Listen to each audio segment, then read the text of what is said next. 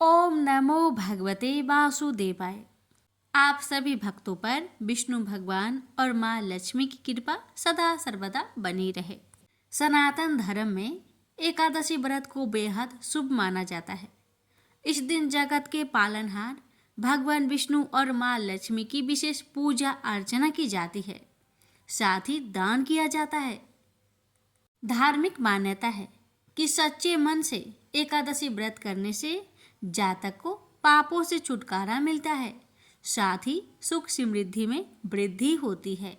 ऐसे में चलिए जानते हैं कि माघ मास में सटटीला एकादशी व्रत कब रखा जाएगा। जानिए सही डेट और शुभ मुहूर्त के बारे में। सटटीला एकादशी व्रत शुभ मुहूर्त। पंचांग के अनुसार माघ मास के कृष्ण पक्ष की एकादशी तिथि को सटटीला एकादशी मनाई जाती है। एकादशी तिथि की शुरुआत 24 जनवरी को शाम को 7:25 पर होगी। वहीं इस तिथि का समापन 25 जनवरी को रात 8:31 पर होगा। ऐसे में 25 जनवरी को सटटीला एकादशी का व्रत किया जाएगा। सटटीला एकादशी 2025 व्रत पारण समय। एकादशी व्रत का पारण अगले दिन यानी द्वादशी तिथि में किया जाता है। सटटीला एकादशी व्रत का पारण का समय 26 जनवरी को सुबह 7:12 से लेकर 9:21 तक कर सकते हैं। भक्तों आइए जानते हैं सटटीला एकादशी व्रत की पूजन विधि के बारे में। इस दिन सुबह उठकर स्नान करें और साफ कपड़े पहने, मंदिर की सफाई करें, चौकी पर पीला कपड़ा बिछाकर भगवान विष्णु की मूर्ति स्थापित करें। भगवान विष्णु को चंदन हल्दी कुमकुम से तिलक करें, दीपक जलाकर आरती करें, भगवान विष्णु के मंत्रों का जाप करें और विष्णु चालीसा का पाठ करें। भगवान विष्णु को तिल, उड़द की दाल और खिचड़ी का भोग लगाए। भगवान विष्णु के आगे घी का दीपक जलाए। भोग को प्रसाद के रूप में परिवार में बांटे और खुद भी उस भोग को ग्रहण करें। रात्रि में जागरण करें और हवन करें। द्वादशी पर सुबह स्नान के बाद भगवान विष्णु को भोग लगाए। अब जानिए भक्तों सटटीला एकादशी से जुड़ी कुछ खास बातें। सटटीला एकादशी माघ महीने के कृष्ण पक्ष की एकादशी होती है। इस दिन तिल से जुड़े कई शुभ काम किए जाते हैं। तिल का उपटन लगाया जाता है, पानी में तिल मिलाकर स्नान किया जाता है, खाने में तिल का सेवन किया जाता है। सटटीला एकादशी का व्रत भगवान विष्णु को समर्पित होता है। इस दिन भगवान विष्णु जी की पूजा करने से पापों से मुक्ति मिलती है और जीवन में सुख शांति आती है। साथ ही इस दिन व्रत करने से रोग दोष और भय से मुक्ति मिलती है। तिल का दान करने से हजारों सालों की तपस्या का फल मिलता है। इस दिन तिल का सेवन करने और दान करने से नरक के संकटों से मुक्ति मिलती है। इस व्रत को करने से वैवाहिक जीवन सुखमय बनता है। सटटीला एकादशी के दिन व्रत करने से वैकुंठ की प्राप्ति होती है, दुखों का नाश होता है। सटटीला एकादशी के दिन तिल का इस्तेमाल 6 तरह से किया जाता है। तिल मिश्रित जल से स्नान, तिल का उपटन, तिल का तिलक, तिल मिश्रित जल का सेवन। शास्त्रों के अनुसार इस दिन तिल से बने हुए व्यंजन या तिल से भरा हुआ पात्र दान करने से अनंत पुण्यों की प्राप्ति होती है। पद्म पुराण के अनुसार भगवान श्री कृष्ण युधिष्ठिर को इस एकादशी की महिमा बताते हुए कहते हैं कि हे नृप श्रेष्ठ, माघ मास के कृष्ण पक्ष की एकादशी सटटीला या पापहारिणी के नाम से विख्यात है, जो समस्त पापों का नाश करती है। जितना पुण्य कन्यादान, हजारों वर्षों की तपस्या और स्वर्ण दान से मिलता है, उससे अधिक फल सटटीला एकादशी करने से मिलता है। इस व्रत को करने से घर में सुख शांति का वास होता है, नकारात्मक शक्तियां समाप्त होती है। तो आइए भक्तों अब रसपान करें सभी पापों का नाश करने वाली सटटीला एकादशी व्रत की पावन कथा। भगवान आप सभी भक्तों की, हमारी सभी की मनोकामना पूर्ण करे। जय श्री हरि। एक समय दाल भव्य ऋषि ने पुलसत्य ऋषि से पूछा कि हे महाराज, पृथ्वी लोक में मनुष्य ब्रह्म हत्या आदि महान पाप करते हैं, पराये धन की चोरी तथा दूसरे की उन्नति देखकर ईर्ष्या करते हैं, साथ ही अनेक प्रकार के व्यसनों में फंसे रहते हैं, फिर भी उनको नरक प्राप्त नहीं होता। इसका क्या कारण है? वे ना जाने कौन सा दान पुण्य करते हैं जिससे उनके पाप नष्ट हो जाते हैं। यह सब कृपा पूर्वक आप कहिए। पुलस्त्य मुनि कहने लगे कि हे महाभाग, आपने मुझसे अत्यंत गंभीर प्रश्न पूछा है। इससे संसार के जीवों का अत्यंत भला होगा। इस भेद को ब्रह्मा, विष्णु, रुद्र तथा इंद्र आदि भी नहीं जानते, परंतु मैं आपको यह गुप्त तत्व अवश्य बताऊंगा। उन्होंने कहा कि माघ मास लगते ही मनुष्य को स्नान आदि करके शुद्ध रहना चाहिए। इंद्रियों को बस में कर काम, क्रोध, लोभ, मोह, ईर्ष्या तथा देश आदि का त्याग कर भगवान का स्मरण करना चाहिए। पुष्य नक्षत्र में गोबर, कपास, तिल मिलाकर उनके कंडे बनाना चाहिए। उन कंडों से 108 बार हवन करना चाहिए। उस दिन मूल नक्षत्र हो और एकादशी तिथि हो तो अच्छे पुण्य देने वाले नियमों को ग्रहण करें। स्नान आदि नित्य क्रिया से निवृत्त होकर सब देवताओं के देव श्री भगवान का पूजन करें और एकादशी व्रत धारण करें। रात्रि को जागरण करना चाहिए। उसके दूसरे दिन धूप, दीप, नैवेद्य आदि से भगवान का पूजन करके खिचड़ी का भोग लगाए। तत्पश्चात पेठा, नारियल, सीताफल या सुपारी का अर्घ देकर स्तुति करनी चाहिए। हे भगवान, आप दीनों को शरण देने वाले हैं। इस संसार सागर में फंसे हुओं का उद्धार करने वाले हैं। हे पुंडरीकाक्ष, हे विष्णु भावन, हे सुब्रह्मण्य, हे पूर्वज, हे जगतपति, आप लक्ष्मी जी सहित इस तुच्छ अर्घ को ग्रहण करें। इसके पश्चात जल से भरा कुंड घड़ा ब्राह्मण को दान करें तथा ब्राह्मण को श्यामा गौ और तिल पात्र देनी भी उत्तम है। तिल स्नान और भोजन दोनों ही श्रेष्ठ है। इस प्रकार जो मनुष्य जितने तिलों का दान करता है उतने ही 1000 वर्ष स्वर्ग में वास करता है। पहला तिल स्नान, दूसरा तिल का उपटन, तीसरा तिल का हवन, चौथा तिल का तर्पण, पांचवा तिल का भोजन और छठा तिलों का दान। ये तिल की 6 प्रकार है। इनके प्रयोग के कारण यह सटटीला एकादशी कहलाती है। इस व्रत के करने से अनेक प्रकार के पाप नष्ट हो जाते हैं। इतना कहकर पुलस्त्य ऋषि कहने लगे कि अब मैं तुझसे इस एकादशी की कथा कहता हूँ। एक समय नारद जी ने भगवान श्री विष्णु से यही प्रश्न किया था और भगवान ने जो सटटीला एकादशी का महात्म्य नारद जी से कहा सो मैं तुमसे कहता हूँ। भगवान ने नारद जी से कहा कि हे नारद, मैं तुमसे सत्य घटना कहूँगा, ध्यान पूर्वक सुनो।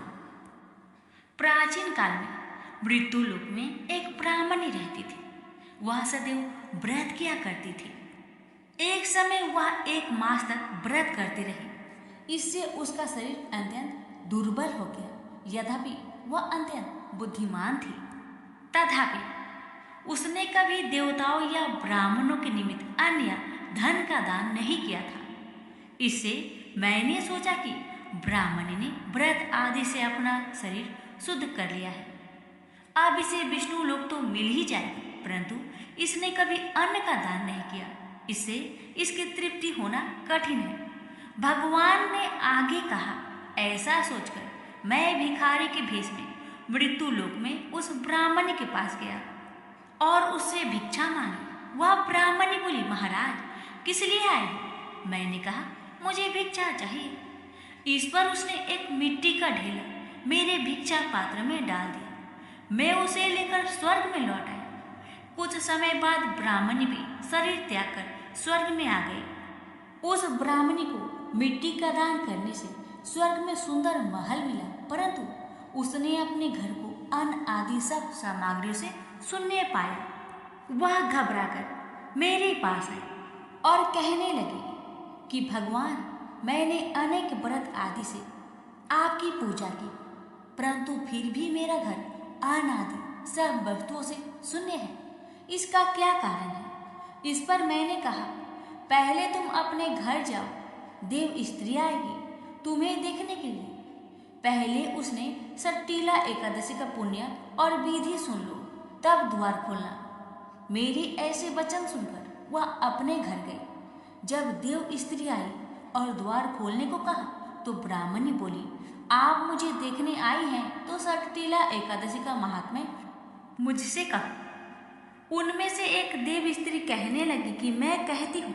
जब ब्राह्मणी ने सट्टीला एकादशी का महात्म्य सुना तब द्वार खोल दिया। देवांगनाओं ने उसको देखा कि न तो वह गंधर्वी है और न आसुरी है, वरन पहले जैसी मनुष्य है। उस ब्राह्मणी ने उनके कथानुसार सट्टीला एकादशी का व्रत किया।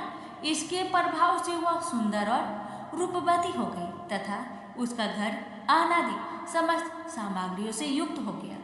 अतः मनुष्य को मूर्खता त्याग कर सट्टीला एकादशी का व्रत और लोभ न करके तिल आदि का दान करना चाहिए। इससे दुर्भाग्य, दरिद्रता तथा अनेक प्रकार के कष्ट दूर होकर मोक्ष की प्राप्ति होती। प्रेम से बोले विष्णु भगवान की जय। अब सुनिए एकादशी माता की कथा। एक बार एक राज्य में एक राजा रहा करता था। राजा बहुत ही बुद्धिमान और बलशाली था। राजा सदैव अपनी प्रजा का बहुत अच्छे से ध्यान रखता था। प्रजा भी अपने राजा को बहुत पसंद करते थे। राजा की 2 बेटियां थी। राजा अपनी दोनों बेटियों से बहुत प्रेम करता था। राजा की छोटी बेटी देखने में बहुत सुंदर और आकर्षक थी और राजा की बड़ी बेटी छोटी बेटी के मुकाबले थोड़ा कम सुंदर थी। राजा की छोटी बेटी 11 माता का पूजा किया करती थी और सभी लोग राजा की छोटी बेटी से बहुत प्रेम करते थे और बहुत प्रशंसा किया करते थे। राजा भी अपनी छोटी बेटी को बड़ी बेटी से अधिक प्रेम करता था, जिस कारण राजा की बड़ी बेटी को अपनी छोटी बहन से बहुत नफरत होने लगा। राजा की दोनों बेटियां जब बड़ी हो गई तब एक पड़ोस राज्य में रहने वाला राजकुमार राजा की बड़ी बेटी के लिए रिश्ता लेकर आया। लेकिन जैसे ही उस राजकुमार की नजर राजा की छोटी बेटी पर पड़ी तो वह राजकुमार राजा की छोटी बेटी पर आकर्षक हो गया और उसे पहली नजर में ही उससे प्रेम हो गया। उस राजकुमार ने राजा की बड़ी बेटी के साथ विवाह करने के लिए मना कर दिया और उसने राजा से कहा कि मैं आपकी छोटी बेटी से विवाह करना चाहता हूँ। इसके बाद राजा की बड़ी बेटी यह देखकर अपनी छोटी बहन से बहुत क्रोधित हो गई और राजा की बड़ी बेटी ने अपनी छोटी बहन को अपना सबसे बड़ा दुश्मन मान लिया। राजा की बड़ी बेटी ने अपनी छोटी बहन से बदला लेने का निर्णय लिया, जिसके लिए उसने अपनी छोटी बहन को जान से मारने का प्लान बनाया। राजा की बड़ी बेटी ने अपनी छोटी बहन को मारने के लिए सबसे पहले एक लड्डू में जहर मिलाकर उसने अपनी छोटी बहन को दे दिया और उसको लड्डू खाने के लिए कहा। छोटी बहन ने लड्डू खा भी लिया, लेकिन चमत्कार देखिए, 11 माता की कृपा से छोटी बहन का एक बाल भी बाका न हुआ। बड़ी बहन यह देखकर बहुत आश्चर्यचकित में पड़ गई, लेकिन बड़ी बहन ने हार नहीं मानी। उसने सोचा, अब की बार मेरी बहना बच गई, लेकिन अगली बार नहीं बचेगी। बड़ी बहन ने जब छोटी बहन रात में अपने कमरे में सो रही थी तब उसने एक मटके में सांप रखकर उसे कमरे में छोड़ दिया। 11 माता के चमत्कार से, उनकी कृपा से छोटी बहन को कुछ नहीं हुआ। जब बड़ी बहन ने देखा कि मेरी छोटी बहन सही सलामत है तो उसने फिर एक चाल चली। उसने अपनी बड़ी बहन को कहा कि चलो कुएं से पानी भर के लाते हैं। अब तो दोनों बहन मिलकर कुएं के पास जाते हैं।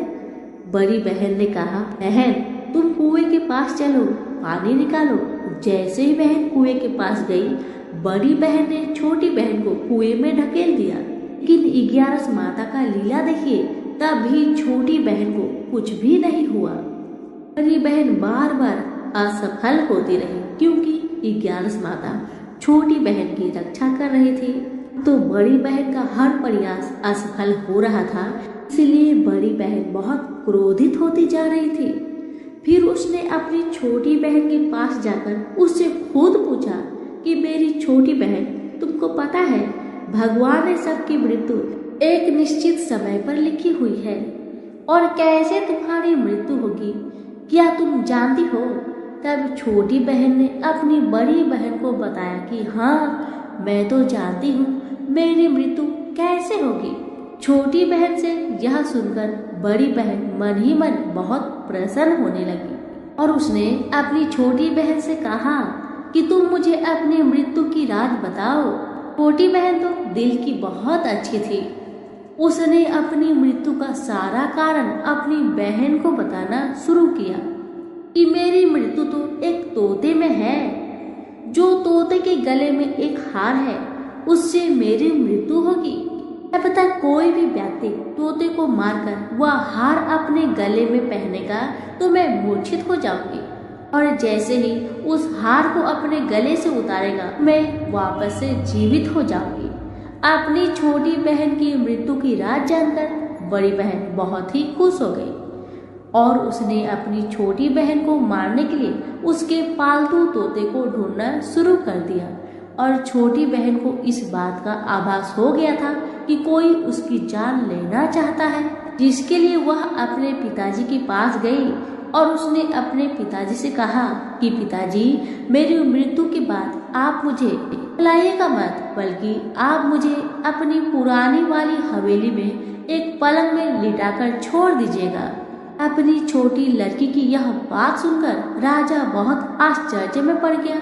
राजा ने अपनी छोटी बेटी से पूछा, बेटी तुम ये क्या कह रही हो? तब राजा की छोटी बेटी ने बताया, पिताजी समय किसी के लिए नहीं रुका है, कब क्या हो जाए किसी को कुछ पता नहीं। और फिर राजा ने अपनी बेटी से कहा कि तुम ऐसी बातें क्यों कर रही हो? 2-3 दिन के बाद तुम्हारा विवाह है। लेकिन छोटी बेटी ने अपने पिताजी को ऐसा करने पर मजबूर कर दिया और उसने वचन ले लिया। राजा ने भी अपनी छोटी बेटी की बात स्वीकार कर ली और 2-3 दिनों के बाद जब शादी का समय आया तब राजकुमार बारात लेकर राजा के घर आया और राजकुमार और राजा की छोटी बेटी का विवाह शुरू हो गया। जैसे ही राजा की छोटी बेटी राजकुमार के साथ फेरे लेना शुरू करती है तो उसकी बड़ी बहन अपनी छोटी बहन के कमरे में जाकर उसके तोते को पकड़ लेती है और उसको जान से मार देती है। तोते के गले में जो हार था उसको अपने गले में धारण कर लेती है। जैसे ही बड़ी बहन उस हार को अपने गले में धारण करती है तो उधर छोटी बहन 3.5 ही फेरे ले पाती है और वहीं पर बेहोश होकर गिर जाती है। जिसके बाद राजा ने बड़े बड़े वैद्य हकीमों को बुलाया और अपनी छोटी बेटी का इलाज करने के लिए कहा। राजा की बात सुनकर वैद्य ने छोटी बेटी को चेक किया तो राजा को बताया कि आपकी छोटी बेटी ना तो जीवित है और ना ही मरी हुई है। यह मैं पहली बार देख रहा हूँ। राजा ने वैद्य और हकीम को यह बात बाहर बताने से मना कर दिया और उनको कहा कि अगर तुमने यह बात किसी को बाहर बताई तो हम तुम्हें फांसी दे देंगे। राजा ने अपनी छोटी बेटी को पुराने महल में जाकर एक पलंग में लिटा दिया जैसे उनकी बेटी ने उनसे कहा था और वहां पर कुछ सैनिकों तैनात कर दिया। वापस अपने महल में आ गए। राजा की बड़ी बेटी अपने पिताजी के पास आई और कहने लगी कि पिताजी, अगर यह शादी संपन्न नहीं हुई तो आपकी इज्जत का क्या होगा? आप कहे तो मैं आपकी इज्जत बचाने के लिए राजकुमार से शादी करने के लिए तैयार हूँ। इसके बाद राजा ने अपनी बड़ी बेटी की बात मान ली और राजा ने बड़ी बेटी को छोटी बेटी की कपड़े पहनाकर मंडप पर भेज दिया। लेकिन राजकुमार यह जान गया कि यह राजा की छोटी बेटी नहीं बल्कि बड़ी बेटी है। लेकिन जब राजकुमार ने शादी करने से मना किया तो सभी लोगों ने राजकुमार को विवश करके राजा की बड़ी बेटी से बचे हुए फेरे को संपन्न करा दिया और विवाह करवा दिया। जिसके बाद राजकुमार राजा की बड़ी बेटी को अपने महल में ले गया। राजकुमार राजा की बड़ी बेटी से ना तो बात करता था, न ही उसको पसंद करता था और ना ही उसके आसपास भटकता था। और राजकुमार ने यह फैसला कर लिया था वह अपनी प्रेमिका को ढूंढ कर ही रहेगा और यह जानकर रहेगा कि उसके साथ क्या हुआ। एक दिन राजकुमार अपने घोड़े पर सवार होकर राजा के पुराने महल के पास पहुंच गया, जहां पर उसने कुछ सैनिकों को देखा। महल के पास पहुंचकर राजकुमार ने जब महल को ध्यान से देखा तो वह समझ गया कि यह तो हमारे ससुर जी का महल है। तब राजकुमार ने सैनिकों से पूछा, तुम लोग यहाँ क्या कर रहे हो और इस महल के अंदर उस पलंग में कौन लेटा है? जिसके बाद सैनिकों ने बताया कि यहाँ पर राजा की छोटी बेटी लेटी है। यह सुनकर राजकुमार बहुत प्रसन्न हो गया और वह तुरंत अपनी प्रेमिका के पास पहुंच गया और उसकी सेवा करने लगा। जैसे ही रात हुई तो राजा की छोटी बेटी उठकर खड़ी हो गई। राजकुमार यह देखकर बहुत खुश हो गया और उसने अपनी प्रेमिका से पूछा कि तुम यहाँ क्या कर रही हो? तुम मेरे साथ मेरे घर चलो। राजा की छोटी बेटी ने राजकुमार को सारी बातें बता दी। मेरी जान एक तोते में बसी थी और मैंने यह बात सिर्फ अपनी बड़ी बहन को बताया था और मुझे पता है कि उसने ही मुझे मारने का प्रयास किया है। उसके पास एक हार है जिसको वह सुबह पहन लेती है और रात को उतार देती है। जब तक वह हार को पहने रहती है तब तक मैं मूर्छित रहती हूँ और जैसे ही वह हार को उतार देती है तो मैं जीवित हो जाती हूँ। और जब तक मेरी बड़ी बहन के पास वह हार है तब तक मैं ऐसे ही जीवित और मूर्छित होती रहूंगी। और मेरी बड़ी बहन के पास जो हार है वह मेरे हाथ में लग जाए तो मैं हमेशा के लिए जीवित हो जाऊंगी। राजकुमार यह बात सुनकर राजा की छोटी बेटी के पास रहने का निर्णय ले लिया और उसने अपने बचे हुए सारे फेरे उस पलंग में लेटी राजा की छोटी बेटी के साथ ले लिया और अपना विवाह पूर्ण कर लिया और वहीं पर ही रहने लगा। देखते ही देखते कुछ समय में राजा की छोटी बेटी और राजकुमार की पत्नी पेट से हो गई। एक दिन राजकुमार को किसी काम से बाहर जाना पड़ा। तब छोटी बहन के पेट में बहुत तेज दर्द होने लगा। इसके बाद उसने 11 माता का आह्वान किया, जिसके बाद वहां पर 11 माता प्रकट हुई और उन्होंने अपनी भक्तों के दर्द को दूर किया और एक पुत्र की प्राप्ति करवाई। और वहीं पर अचानक से राजकुमार भी आ गया। राजकुमार ने 11 माता को देखा तो वह आश्चर्यचकित हो गया और उसने तुरंत माता को प्रणाम किया। और 11 माता ने राजकुमार से कहा कि अब तुम्हारा बेटा 5 वर्ष का हो जाए तो तुम अपनी पत्नी का हार लाकर इसके गले में डाल देना। और देखते ही देखते राजकुमार और राजा की छोटी बेटी का पुत्र 5 वर्ष का हो जाता है। तो राजकुमार अपने बेटे से कहता है कि बेटा, मैं कुछ काम से बाहर जा रहा हूँ, तुम अपनी माता का ध्यान रखना। और वहाँ से चला जाता है। राजा को बाहर निकलता देख बड़ी बहन के सैनिक देख लेते हैं और बड़ी बहन को जाकर सारी बात बता देते हैं। जिसके बाद बड़ी बहन अपनी छोटी बहन के पुत्र को वहाँ से उठवा लेती है और उसको मरवा देती है। छोटी बेटी के पुत्र के 2 टुकड़े करवा देती है। पहला टुकड़ा चक्की के पास छुपा देती है और दूसरा टुकड़ा अपनी पलंग के नीचे रख देती है। अब 11 माता भिखारी का रूप लेकर आती है। एक भिखारी का रूप रखकर बड़ी बहन के पास चली जाती है, जिसके बाद वहां से भिक्षा मांगने लगती है।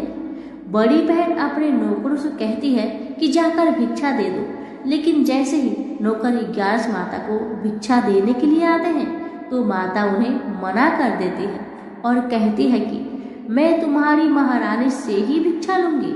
जिसके बाद बड़ी बहन स्वयं ही भिक्षा देने के लिए माता के पास आती है। तब माता एक बिल्ली का रूप लेकर उसके कमरे में चली जाती है और वहां पर छोटी बेटी के पुत्र के दोनों टुकड़े को वापस में जोड़ देती है और उसे जीवित कर देती है। उसे वहां से ले आती है। और राजकुमार को सौंप देती है।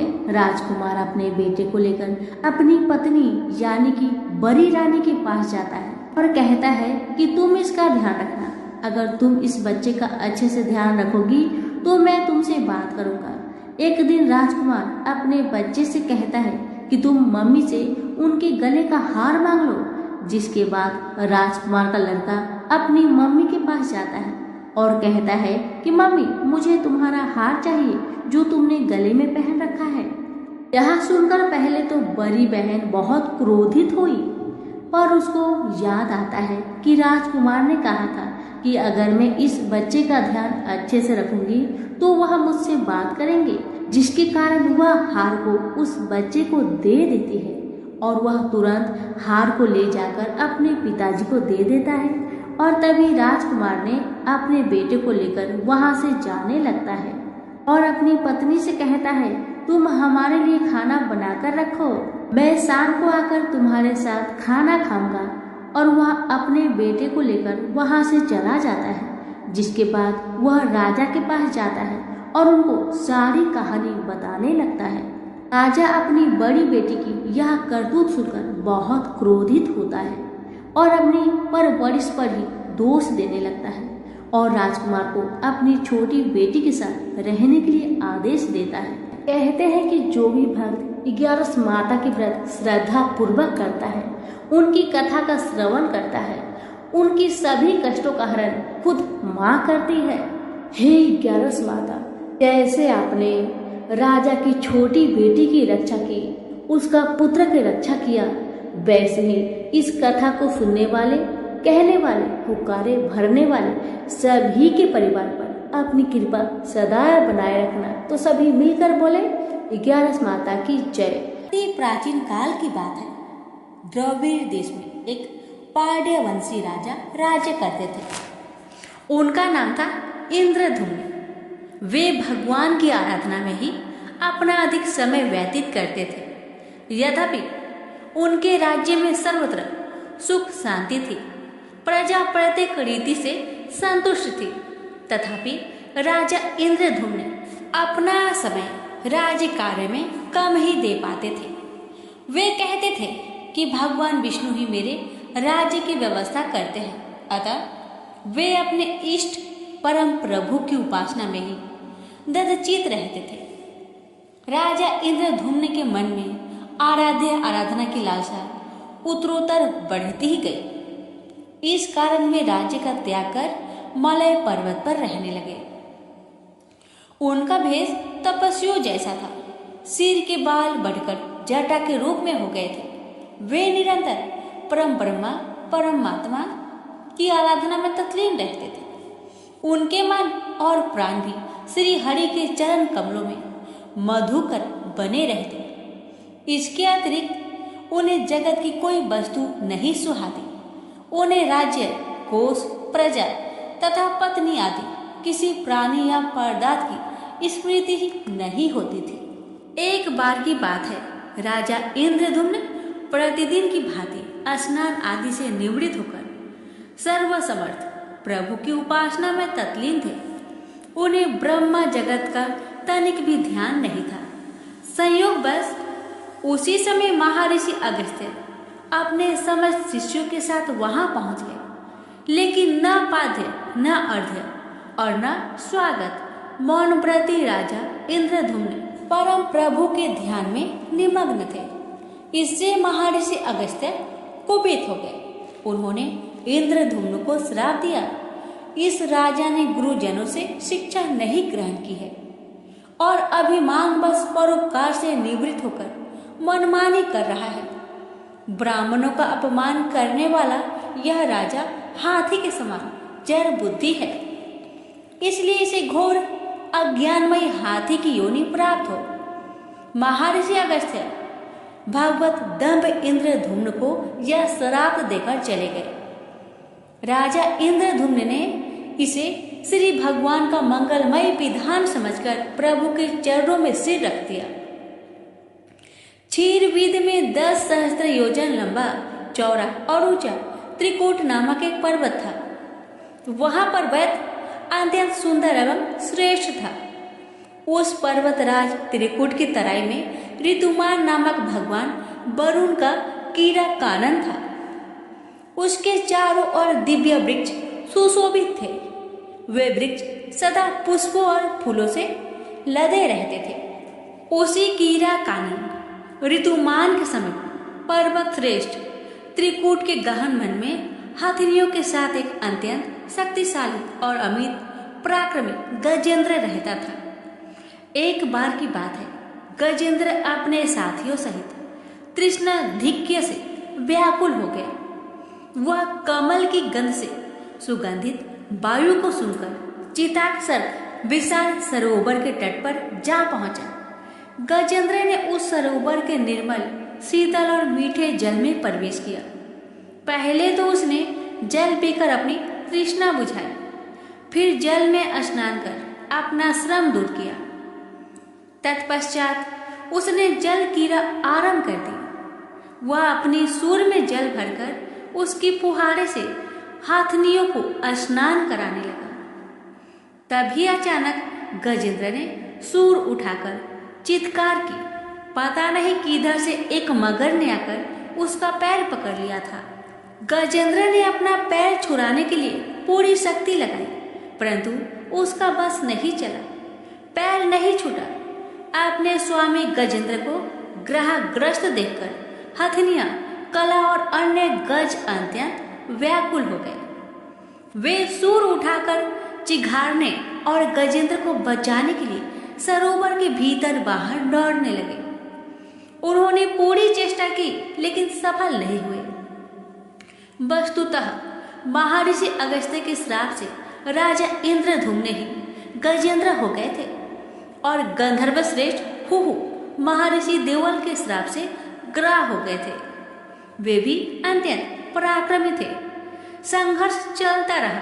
गजेंद्र स्वयं को बाहर खींचता और ग्रह गजेंद्र को भीतर खींच ले जाता। सरोवर का निर्मल जल कंदला हो गया था। कमल दल छत बिछत हो गए। जल जंतु व्याकुल हो उठे। गजेंद्र और ग्रह का संघर्ष 1 सहस्त्र वर्ष तक चलता रहा। दोनों जीवित रहे। यह दृश्य देखकर देवगण चकित हो गए। अंततः गजेंद्र का शरीर शिथिल हो गया। उसके शरीर में शक्ति और मन में उत्साह नहीं रहा, परंतु जलचर होने के कारण ग्राहक की शक्ति में कोई कमी नहीं आई। उसकी शक्ति बढ़ गई। वह नवीन उत्साह से अधिक शक्ति लगाकर गजेंद्र को खींचने लगा। असमर्थ गजेंद्र के प्राण संकट में पड़ गए।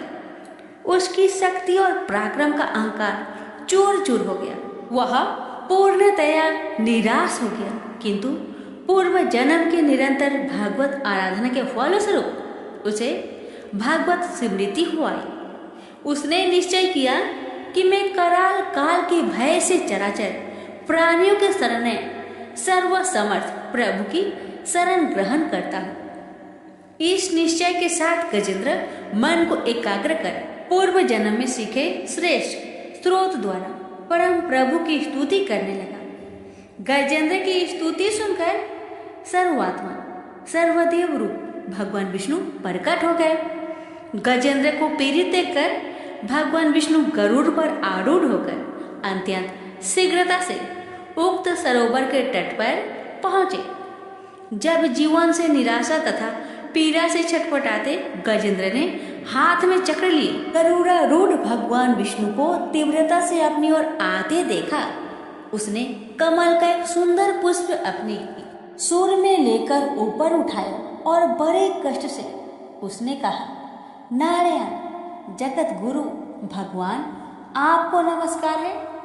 गजेंद्र को अत्यंत पीड़ित देखकर भगवान विष्णु गरुड़ की पीठ से कूद पड़े और गजेंद्र के साथ ग्रह को भी सरोवर से बाहर खींच लाए और तुरंत अपने तीक्ष्ण चक्र से ग्रह का मुख फाड़कर गजेंद्र को मुक्त कर दिया।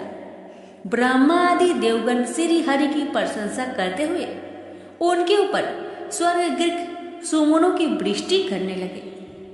सिद्ध और ऋषि महर्षि परम ब्रह्मा भगवान विष्णु का गुणगान करने लगे।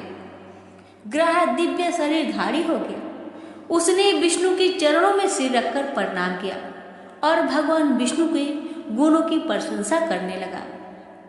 भगवान विष्णु के मंगलमयी वरद हस्त के स्पर्श से पाप मुक्त होकर अभिशप्त हुहु गंधर्व ने प्रभु की परिक्रमा की और उनके त्रिलोक्य बंदित चरण कमलों में प्रणाम कर अपने लोक को चला गया।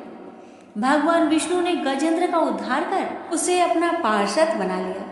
गंधर्व सिद्ध और देवगण उनकी लीला का गान करने लगे।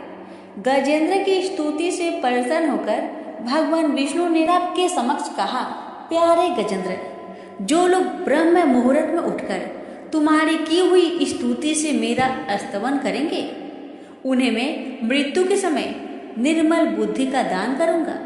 यह कहकर भगवान विष्णु ने पार्षद रूप में गजेंद्र को साथ लिया और गरुड़ारूढ़ होकर अपने दिव्य धाम को चले गए।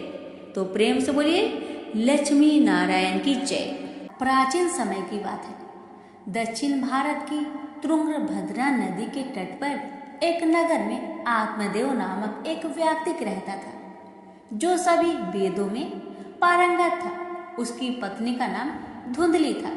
धुंधली बहुत ही सुंदर लेकिन स्वभाव से झगड़ालू थी। घर में सब प्रकार का सुख था, लेकिन वह व्यक्ति अपनी पत्नी से तो दुखी था ही, साथ ही उसके कोई संतान का सुख भी नहीं था। वह चिंता में रहता था कि यदि उम्र ढल गई तो फिर संतान का सुख देखने को नहीं मिलेगा। यह सोचकर उसने बड़े दुखी मन से अपने प्राण त्यागने के लिए वन को चला गया। वन में एक तालाब में वह कूदने ही वाला था कि तभी एक सन्यासी ने उसे देखकर उससे पूछा, कहो वृपवन, तुम्हें ऐसी कौन सी भारी चिंता है जिसके कारण तुम प्राण त्याग रहे हो? आत्मदेव ने कहा, ऋषिवर, मैं संतान के लिए इतना दुखी हो गया हूँ कि मुझे अब अपना जीवन निष्फल लगता है। संतानहीन जीवन को धिक्कार है और मैंने जिस गाय को पाल रखा है वो भी बाज है। यह तो ठीक है, मैं जो पेड़ लगाता हूँ उस पर भी फल फूल नहीं लगते। मैं घर में जो फल लाता हूँ वह भी बहुत जल्दी सड़ जाता है। इन सब बातों से मैं बहुत दुखी हो चुका हूँ। ऐसा कहकर वह व्यक्ति जोर जोर से रोने लगा। वह संत उसकी बात सुनकर उसके ललाट की रेखाएं को देखता है। रेखाओं को देखकर वह कहता है, वृपवन, कर्म की गति बड़ी प्रबल है, वासना को छोड़ दो। सुनो, मैंने तुम्हारे भाग्य देख लिया है। इस जन्म में तो क्या अगले 7 जन्मों तक तुम्हारे कोई संतान भी किसी प्रकार से नहीं हो सकता। तब ब्राह्मण कहता है, फिर मुझे प्राण त्यागने दीजिए या आप किसी भी यत्न से मुझे पुत्र प्राप्त का मार्ग बताएं। जब वह संत देखता है कि यह व्यक्ति किसी भी प्रकार से समझाने पर भी प्राण त्यागने को आमदा है, तो वह अपनी झोली में से एक फल निकालकर कहता है कि अच्छा ठीक है, तुम यह फल लो और इसे अपनी पत्नी को खिला देना, उससे उसके एक पुत्र होगा। आत्मदेव वह फल लाकर अपनी पत्नी को दे देता है, लेकिन उसकी पत्नी वह मन ही मन में सोचती है कि यदि मैंने ये फल खा लिया और मेरा गर्भ रह गया तो मुझसे खाया नहीं जाएगा और मैं मर भी सकती हूँ। यह सोचकर वह तय करती है कि मैं ये फल नहीं खाऊंगी। इसलिए वह आत्मदेव से कई तरह के तर्क और कुतर्क करती है। आत्मदेव के कहने पर वह फल तो रख लेती है लेकिन खाती नहीं है। एक दिन उसकी बहन उसके घर आती है, जिसे वह सारा किस्सा सुनाती है। बहन उससे कहती है कि मेरे पेट में बच्चा है, प्रसव होने पर वह बालक मैं तुम्हें दे दूंगी, तब तक तुम गर्भवती के समान घर में रहो। मैं कह दूंगी मेरा बच्चा मर गया और तू ये फल गाय को खिला देना। आत्मदेव की पत्नी ने अपनी बहन की बात मान ली और वैसा ही किया। उस फल को गाय को खिला दिया। समय व्यतीत होने पर उसकी बहन का बच्चा लाकर धुंधली को दे दिया गया। पुत्र हुआ है, यह सुनकर आत्मदेव को बड़ा आनंद हुआ। धुंधली ने अपने बच्चे का नाम धुंधकारी रखा। इसके 3 माह व्यतीत होने के बाद एक दिन आत्मदेव सुबह गाय को चारा डालने गया। उसने देखा कि गाय के पास एक बच्चा है जो कि मनुष्य आकार में है, लेकिन बस उसके कान ही गाय के समान थे। उसे देखकर वह आश्चर्य में पड़ जाता है, हालांकि उसे बड़ा आनंद भी होता है। वह उस बच्चे को उठाकर घर में ले जाता है। उसका नाम वह गोकर्ण रखता है। अब उसके दो बालक हो जाते हैं, एक धुंधकारी और दूसरा गोकर्ण। गोकर्ण बड़ा होकर विद्वान, पंडित और ज्ञानी निकला, जबकि धुंधकारी दुर्नसेरी और क्रोधी, चोर, व्यभिचारी, अस्त्र शस्त्र धारण करने वाला, माता पिता को सताने वाला निकला। वह माता पिता की सारी संपत्ति नष्ट कर देता था। एक दिन वह पिता को मार मार कर घर से बाहर निकाल दिया। पिता रोने लगा और कहता है कि मेरी पत्नी का बाँच रहना ही अच्छा था। तभी वहाँ गोकर्ण आ जाता है। वह पिताजी को वैराग्य का उपदेश देता है और कहता है, आप सभी को छोड़कर प्रभु के शरण में वन में चले जाएं और भगवत भजन करें। भगवत भजन ही सबसे बड़ा धर्म है। गौ से उत्पन्न पुत्र गोकर्ण की बात मानकर आत्मदेव वन में चले जाते हैं। बाद में उसकी पत्नी धुंधली को धुंधकारी सताने लगता है, तो वह कुएं में कूदकर आत्महत्या कर लेती है। अब धुंधकारी 5 वेश्याओं के साथ रहने लगा। वेश्याएं उसे अपने तरीके से संचालित करती थी। धुंधकारी उन वेश्याओं के लिए ही धन जुटाने में लगता है। वह उनके लिए डाका डालता और चोरी करता है। बाद में वे वेश्याएं सोचने लगती है कि यदि एक दिन यह पकड़ा गया तो राजा इसके साथ हमें भी दंड देगा। यह सोचकर वह वेश्याएं सोते हुए धुंधकारी को रस्सियों से उसका गला दबाने का प्रयास करती है। जब वह गला दबाने में भी नहीं मरता है तो वे सभी मिलकर उसे दहकते अंगारों में डाल देती है। वह तड़प तड़प कर मर जाता है। बाद में उसे गड्ढा खोदकर गाड़ दिया जाता है। मरने के बाद धुंधकारी भयंकर दुख देने, झेलने और अपने कुकर्मों के कारण एक प्रेत बन जाता है। प्रेत बनने के बाद भूख और प्यास से वह व्याकुल हो जाता है। रह रहकर चिल्लाता भी रहता है, क्योंकि उसे अंगारों से जलाया गया था। इसलिए उसकी अनुभूति उसे अभी भी सताती रहती है। उसे लगता है कि अभी भी मेरा शरीर जल रहा है। एक दिन उसका भाई गोकर्ण उसके गांव में कथा करते हुए आते हैं। गोकर्ण सबसे नजर बचाते हुए अपने पुस्तकनी मकान में सोने को चले जाते हैं। अपने ही घर में अपने भाई को सोया हुआ देखकर धुंधकारी खुश हो जाता है और आवाज लगाता है। गोकर्ण यह आवाज सुनकर पूछता है कि तुम कौन हो? धुंधकारी कहता है, मैं तुम्हारा भाई हूँ। मेरे कुकर्म की गिनती नहीं की जा सकती। इसी से मैं प्रेत योनि में पड़ा हूँ। ये दुर्दशा भोग रहा हूँ। भाई, तुम दया करके मुझे इस योनि से छुड़ाओ। गोकर्ण कहता है कि मुझे बड़ा आश्चर्य हो रहा है। मैंने तुम्हारे लिए विधि पूर्वक गया जी में श्राद्ध किया, फिर भी तुम प्रेत योनि से मुक्त कैसे नहीं हुए? मैं कुछ और उपाय करता हूँ। कई उपाय करने के बाद भी जब कुछ नहीं होता है तो अंत में वह सूर्यदेव से पूछते हैं, तो सूर्यदेव कहते हैं कि वह श्रीमद् भागवत कथा सुनने से ही मुक्ति हो सकती है, इसलिए तुम सप्ताह पारायण करो। तब गोकर्ण ने व्यास गद्दी पर बैठकर कथा कहने लगे। देश गांव से बहुत लोग कथा सुनने आने लगे। इतनी भीड़ हो गई कि सब आश्चर्य करने लगे। तब वह प्रेत भी वहां आ पहुंचा। वह इधर उधर स्थान ढूंढने लगा। इतने में उसकी दृष्टि एक सीधे रखे हुए 7 गांठ वाली बांस पर पड़ी। वह वायु रूप से उसमें जाकर बैठ गया। तो शाम को कथा को विश्राम दिया गया तो एक बड़ी विचित्र बात हुई। सबके देखते देखते उस बांस की एक गांठ तर तर तर तर करती फट गई। इसी प्रकार 7 दिनों में 7 गांठें फट गई और 12 स्कंद सुनने से पवित्र होकर धुंधकारी एक दिव्य रूप धारण करके सामने खड़ा हो गया। उसने भाई को प्रणाम किया। तभी बैकुंठवासी पार्षदों के सहित एक विमान उतरा। सबके देखते ही देखते धुंधकारी विमान पर चढ़ गया। उन पार्षदों को देखकर उसने गोकर्ण से कहा, भगवान के प्रिय पार्षदों, यहाँ हमारे अनेक शुद्ध हृदय श्रोतागण हैं। उन सब के लिए एक साथ बहुत से विमान क्यों नहीं लाए? जहाँ सभी ने समान रूप से कथा सुनी है। फिर फल में इस प्रकार का भेद क्यों है?